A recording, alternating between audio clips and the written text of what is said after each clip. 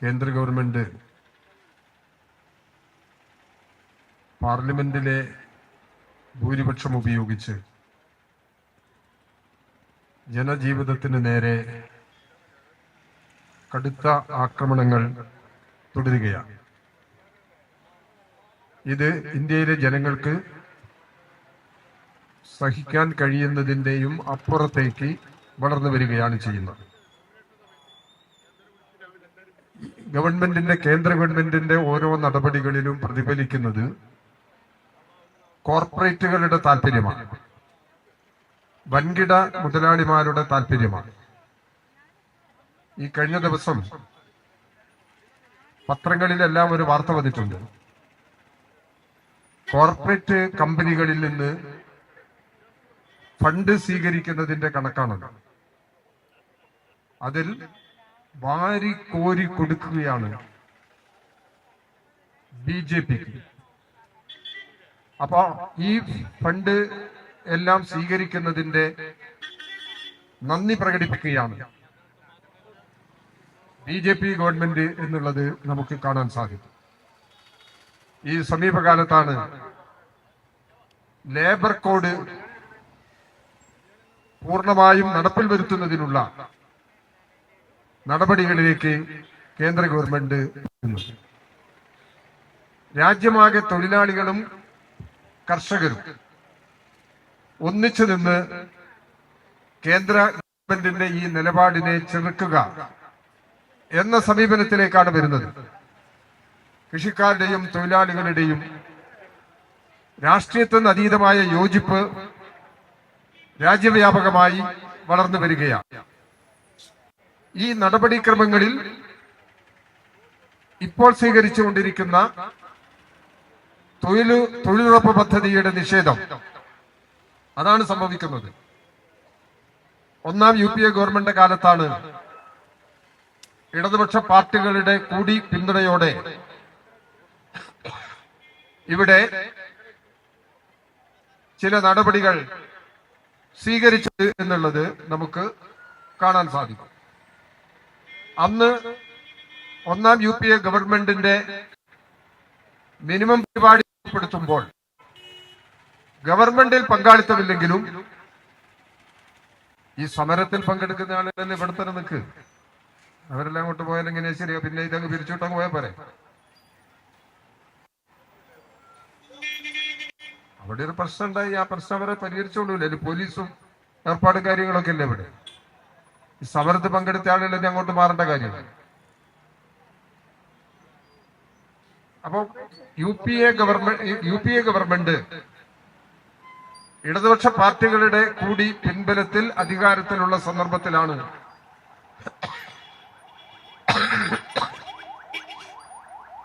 ഇന്ത്യയിൽ തൊഴിലുറപ്പ് പദ്ധതി നടപ്പിലാക്കുന്നത്.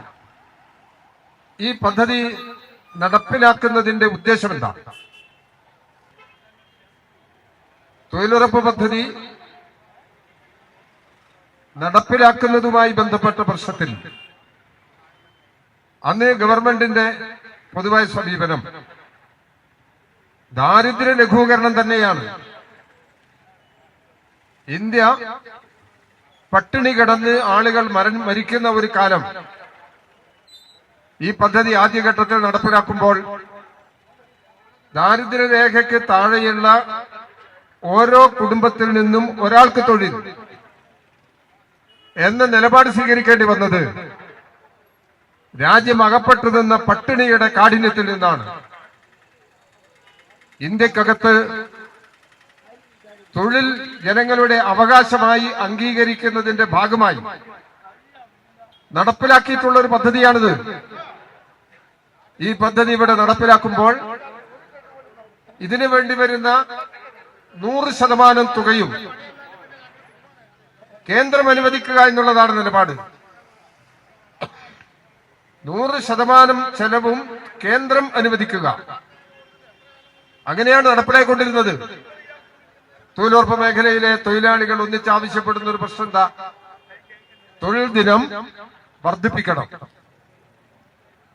ഒരു വർഷത്തിൽ 200 ദിവസമെങ്കിലും 365 ദിവസമുള്ളതിൽ 200 ദിവസമെങ്കിലും തൊഴിൽ കൊടുക്കണം. ഒരു തൊഴിലിന് 600 രൂപ കൂലി കിട്ടണം.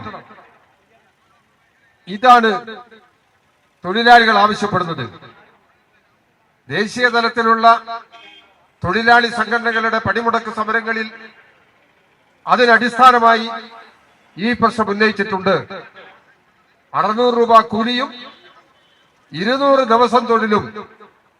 ഈ ഒരു ആവശ്യം തൊഴിൽ മേഖലയിലെ തൊഴിലാളികൾ ഉന്നയിച്ച് നിൽക്കുന്ന സന്ദർഭത്തിലാണ് കേന്ദ്ര ഗവൺമെന്റ് ഈ പദ്ധതി ആകെ തകിടം മറിക്കുക എന്ന നിലപാടിലേക്ക് എത്തുന്നത്. ഇപ്പോൾ ഈ പുതിയ നിയമത്തിൽ നിർദ്ദേശിച്ചിരിക്കുന്നത്, മഹാത്മജിയുടെ പേര് ഒഴിവാക്കിയത് ഒരു വേറൊരു പ്രശ്നം.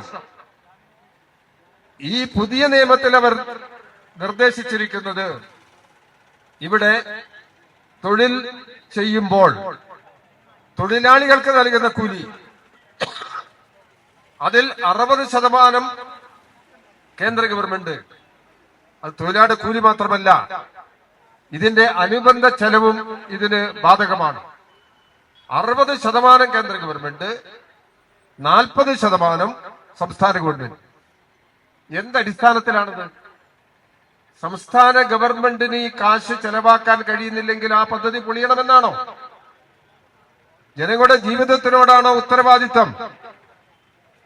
ഇവിടെ ഒരു ഗവൺമെന്റിന്റെ ഉത്തരവാദിത്തമാണ് പട്ടിണി ഇല്ലാതാക്കുക, ദാരിദ്ര്യം ലഘൂകരിക്കുക. അതിന് സഹായകരമായ നിലപാടാണോ കേന്ദ്ര ഗവൺമെന്റ് സ്വീകരിക്കുന്നത്? കേരളത്തിൽ അതിദാരിദ്ര്യ നിർമ്മാർജ്ജനം സംസ്ഥാന ഗവൺമെന്റ് നടപ്പിലാക്കിയല്ലോ. 4 വർഷത്തെ പരിശ്രമത്തിന്റെ ഫലമാണ്.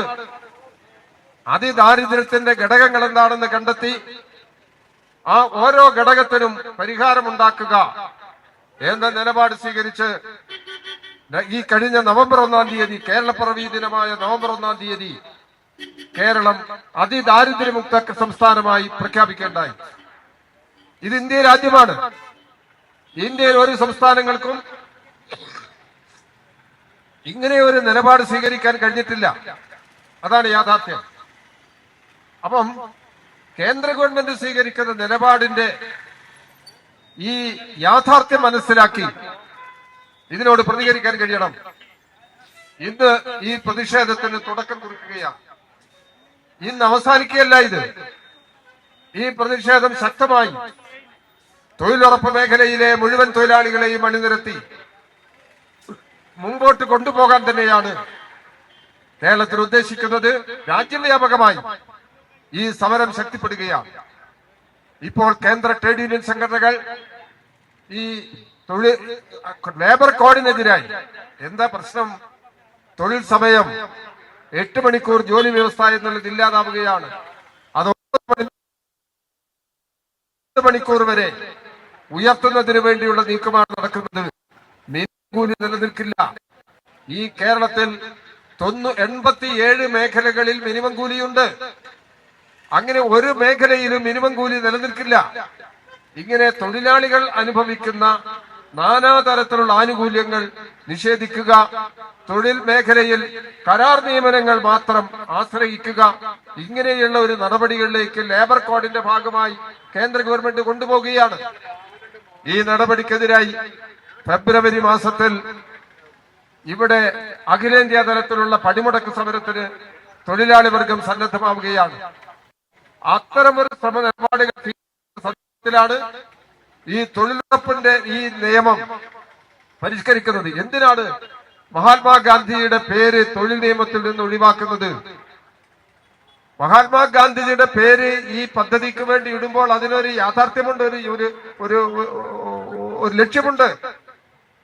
ഇവിടെ മഹാത്മജി ഉയർത്തിയിരിക്കുന്ന നമ്മുടെ നാടിന്റെ ഭാവിയുമായി ബന്ധപ്പെട്ട് ദരിദ്രരില്ലാത്ത ഒരു രാജ്യം, അതിലേക്ക് ഇന്ത്യയെ എത്തിക്കുന്നതിന് വേണ്ടിയുള്ള ശ്രമത്തിന് സഹായകരമാണിത്. ആ പദ്ധതിയാണ് ഉപേക്ഷിക്കുന്നത്.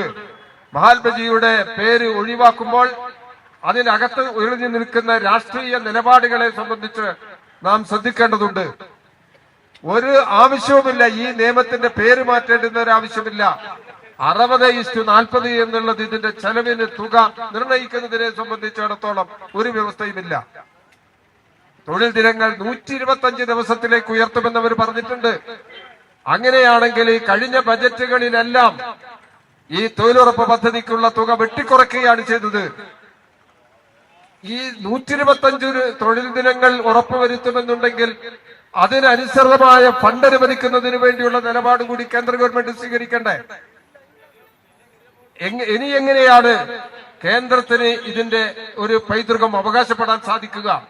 ഇങ്ങനെയെല്ലാമുള്ള പ്രശ്നങ്ങൾ, ദാരിദ്ര്യ നിർമ്മാർജ്ജനത്തിന്റെ അവകാശം ഇനി എങ്ങനെ അവർക്ക് ഏറ്റെടുക്കാൻ സാധിക്കും? ഇത് ഏറ്റവും അപകടകരമായ ഒരു അവസ്ഥയിലേക്കാണ് നാടിനെ ചൊല്ലി കൊണ്ടുപോകുന്നത്. ഇതിന്റെ അടിസ്ഥാനത്തിലാണ് ഇടതുപക്ഷ ജനാധിപത്യ മുന്നണി ലേബർ കോഡ് നടപ്പിലാക്കുന്ന നിലപാടിനും ഇടതുപക്ഷ ജനാധിപത്യ മുന്നണി എതിരാണ്. ഇവിടെ ഈ തൊഴിലുറപ്പ് പദ്ധതിയിൽ മാറ്റം വരുത്തി, നിയമം മാറ്റം വരുത്തി നിലപാടുകളിലേക്ക് പോകുന്നതിന് എതിരാണ്.